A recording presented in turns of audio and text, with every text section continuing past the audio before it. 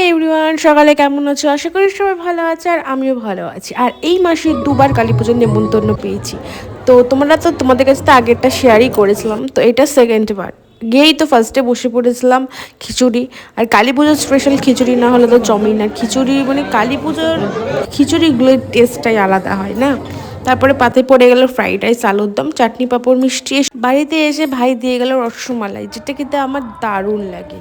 আর এইদিকে ওদের একটু ঠান্ডা লেগেছে, তার জন্য আর ওদের আদার্স খাবার দিইনি, একটু দুধই দিয়েছি, তার সাথে মেডিসিন মিশানোও ছিল।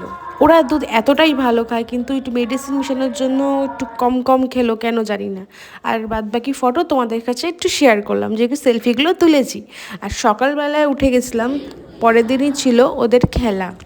আমরা উঠে গেছিলাম 6টার দিকে, সেখানে 7:30টার মধ্যে পৌঁছাতে হবে। টিফিন করে তাও একটু লেট হয়ে গেছে, তো চলে গেছিলাম মাঠে। আর এদিকে দেখতেই পাচ্ছ সবাই পৌঁছে গেছে।